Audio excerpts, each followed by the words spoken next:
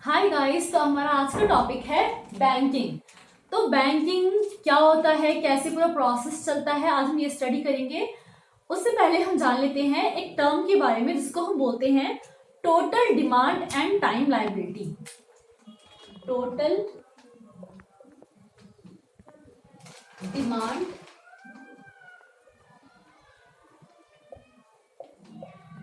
And time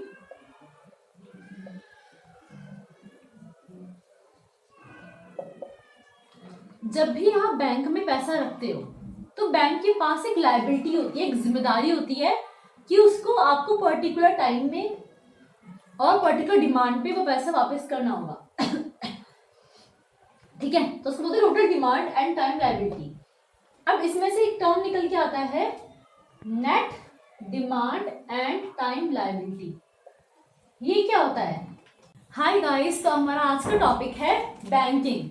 तो banking क्या होता है, कैसे पूरा प्रोसेस चलता है, आज हम ये स्टडी करेंगे। उससे पहले हम जान लेते हैं एक टर्म के बारे में जिसको हम बोलते हैं total demand and time liability. Total demand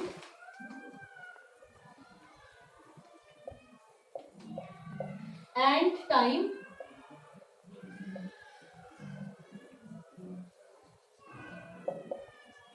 जब भी आप बैंक में पैसा रखते हो तो बैंक के पास एक लायबिलिटी होती है, एक जिम्मेदारी होती है कि उसको आपको पर्टिकुलर टाइम में और पर्टिकुलर डिमांड पे वो पैसा वापस करना होगा। ठीक है, तो उसको बोलते हैं total demand and time liability.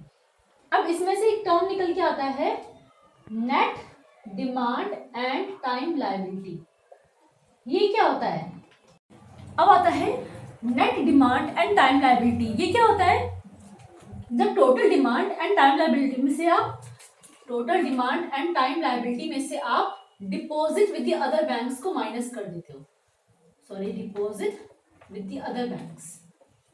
Basically क्या होता है कि सारा पैसा जो होता है वो बैंक सर्कुलेट नहीं करती है, वो कुछ पैसे को डिपॉजिट कर देती है दूसरे बैंक में जिससे वो इमरजेंसी के टाइम पे काम आए। तो उसको बोलते हैं net demand and time liability. ठीक है, क्योंकि फिर हमारे पास इमरजेंसी के लिए कुछ पैसा रहता है। ओके, अब ये क्लियर हो गया। तो अब हम देखते हैं कि मॉनेटरी पॉलिसी क्या होती है। ठीक है, मॉनेटरी पॉलिसी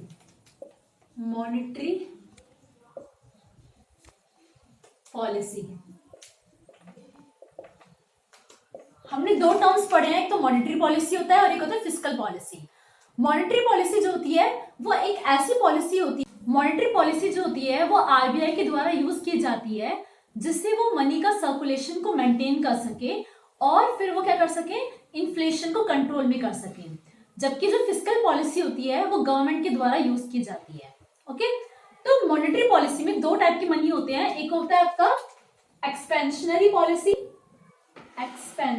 पॉलिसी,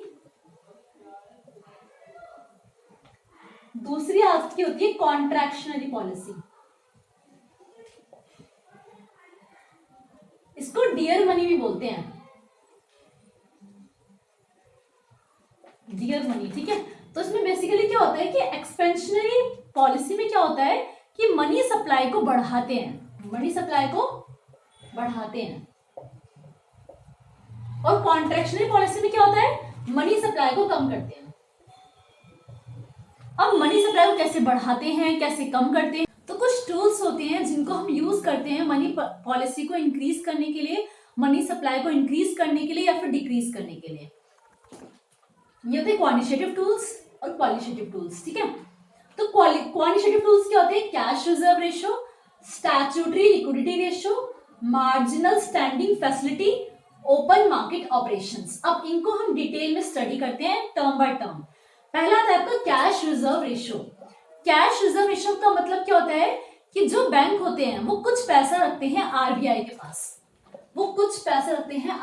पास, उसको बोलते हैं हम कैश रिजर्व रेशो। और वो कोई एसेट की तरह काम नहीं करता, it is not an asset.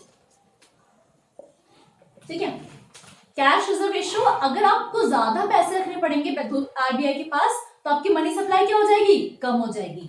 तो कैश रिजर्व रेशो बढ़ेगा तो मनी सप्लाई क्या होगी? मनी सप्लाई आपकी कम हो जाएगी। स्टैट्यूटरी लिक्विडिटी रेशियो SLR, इसमें क्या होता है कि जो बैंक होते हैं वो कुछ पैसा अपने पास रखते हैं, ठीक है, डैमसेल्स, वो कुछ पैसा अपने पास रखते हैं और इससे उनको एसेट मिलता है, ठीक है। तो वो कुछ पैसा अपने पास रखते हैं और अगर उनको ज्यादा पैसा अपने पास रखना होगा तो फिर मनी सप्लाई क्या होगा, आपका कम हो जाएगा, ठीक है। थर्ड आता है मार्जिनल स्टैंडिंग फैसिलिटी। इसमें क्या होता है कि जो आरबीआई होता है, आरबीआई कुछ बैंक्स को एक नाइट के लिए, मतलब एक रात के लिए कुछ पैसे बोरो करता है, ठीक है, कुछ पैसे प्रोवाइड करता है, ठीक है। मतलब कि जो कुछ बैंक्स होते हैं वो आरबीआई से एक रात के लिए या एक दिन के लिए कुछ पैसे लेते हैं जिसको हम बोलते हैं एमएसएफ, ठीक है। तो अगर एमएसएफ ज्यादा होगा, अगर एमएसएफ तो भी मनी सप्लाई कम होगा। नेक्स्ट आता है open market operations. Open market operations में क्या होता है, सिक्योरिटीज होती हैं, गवर्नमेंट सिक्योरिटीज। तो अगर हम सिक्योरिटीज को सेल करते हैं, या तो आप सिक्योरिटीज को सेल कर सकते हो या सिक्योरिटी को बाय कर सकते हो। अगर वो सेल करती है सिक्योरिटीज को, मतलब गवर्नमेंट सिक्योरिटीज को अगर बेचा जाता है, तो क्या होता है, आपका मनी सप्लाई जो होता है, मनी सप्लाई कम हो जाता है। और अगर आप उन सिक्योरिटीज को खरीदते हो तो आपका मनी सप्लाई बढ़ जाता है, ठीक है। नेक्स्ट आता है आपका repo rate. Repo rate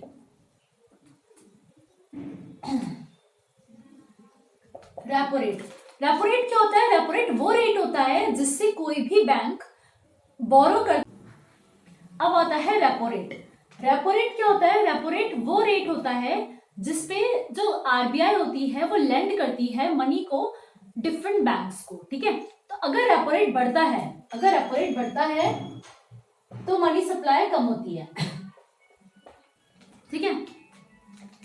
next आता है आपका reverse repo rate. Reverse repo rate, reverse repo rate, इसमें क्या होता है, इसमें आरबीआई बोरो करती है एक पर्टिकुलर रेट ऑफ इंटरेस्ट पे डिफरेंट बैंक से, और ये जो रिवर्स रेपो रेट होता है, अगर रिवर्स रेपो रेट बढ़ता है तो भी आपकी मनी सप्लाई कम होती है।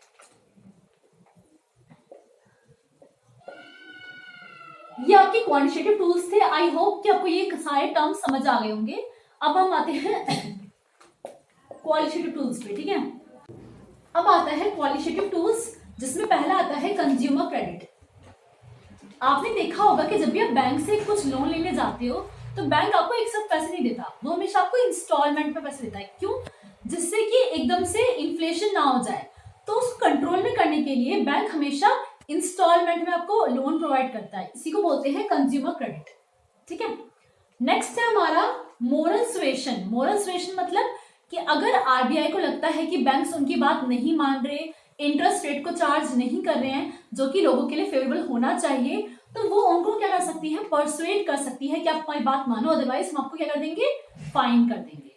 नेक्स्ट आता है आपका मार्जिन रिक्वायरमेंट। क्या होता है, इसे एग्जांपल समझाती हूँ आपको। जैसे एक ए पर्सन है, इसको खरीदनी है बाइक, और बाइक है 100 रुपए की। ये गया बैंक के पास और इसे बोला बैंक मुझे ना 100 रुपए दे दो। तो बैंक के पास गया, बैंक मुझे 100 रुपए की बाइक खरीदनी है। एग्जाम्पल दे रही हूँ, बस प्लीज सीरियस मत लेना। तो यहाँ बैंक बोलते कि ठीक है, मैं तेरे को 100 रुपए तो नहीं दूंगा, बट मैं तेरे को 90 रुपए दे दूंगा। तो बैंक ने 10 रुपए बचा लिए, है ना। तो इसी को बोलते हैं मार्जिन रिक्वायरमेंट। बैंक मार्जिन से कुछ पैसे को बचाती है जिससे वो उस पैसे को यूज कर सके फिस्कल पॉलिसीज में, ठीक है। आई होप ये वाले टूल्स आपको क्लियर होंगे। अब हम आते हैं कुछ प्रॉब्लम्स जो मॉनेटरी पॉलिसी के साथ हैं, ठीक। ओके, नेक्स्ट टॉपिक आता है issues with the monetary policy. तो मॉनेटरी पॉलिसी के साथ बहुत सारे इश्यूज भी होते हैं। पहला इशू होता है maximum income from household.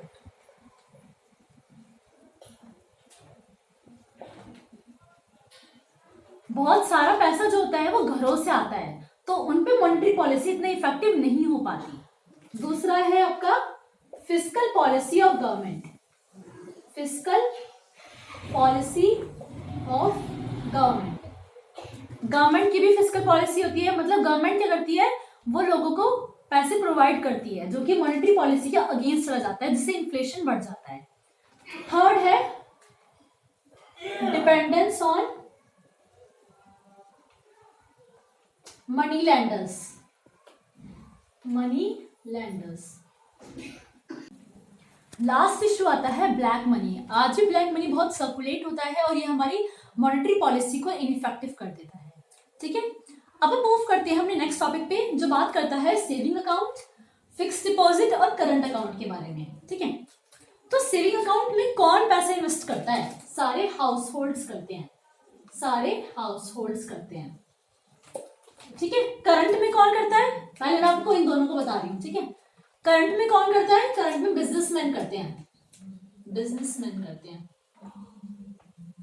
Saving में आपको रिटर्न मिलता है बट वो थोड़ा कम होता है, लो रिटर्न मिलता है आपको, लो रिटर्न मिलता है। जबकि जो करंट है इसमें आपको रिटर्न मिलता ही नहीं है, ऊपर से आपको कुछ चार्जेस भी देने पड़ते हैं। तो 0% होता है प्लस चार्जेस। ठीक है, सेविंग जो होता है और जो सेविंग होता है ये आपका टाइम डिपॉजिट होता है, आपको कुछ टाइम के बाद ही रिटर्न मिलता है ना। एफडी कराते हैं हम लोग। और यहाँ पर ये जो होता है ये डिमांड डिपॉजिट होता है, जब भी आप डिमांड करोगे आपको पैसा मिल जाएगा। ठीक है, ये दोनों क्लियर हो गए। अब हम आते हैं फिक्स डिपॉजिट के बारे में। एफडी में हर एक इंसान कर सकता है। ठीक है, और एफडी में बहुत अच्छा पैसा मिलता है, आपको हाई रिटर्न मिलता है। और ये जो एफडी है ना, ये टाइम डिपॉजिट भी है और डिमांड डिपॉजिट भी है। डिमांड डिपॉजिट का मतलब होता है कि जब मैं डिमांड करूंगी तभी मुझे बैंक को मुझको पैसा वापस करना होगा। और टाइम का मतलब होता है, आपने देखा होगा एफडी जो होती है वो टाइम के लिए होती है, मैच्योरिटी पीरियड होता है उनका कि 2 साल बाद होगी, 3 साल बाद होगी, मैच्योर होगी, फिर आपको पैसा मिलेगा। ठीक है, तो ये तीनों इनके डिफरेंसेस थे। अब हम पढ़ते हैं पोस्ट ऑफिस बैंक के बारे में। आज का लास्ट टॉपिक है पोस्ट ऑफिस बैंक्स। जो पोस्ट ऑफिस बैंक होते हैं ये बेसिकली गवर्नमेंट बैंक्स होते हैं और ये कोई लैंडिंग वगैरह नहीं करते हैं।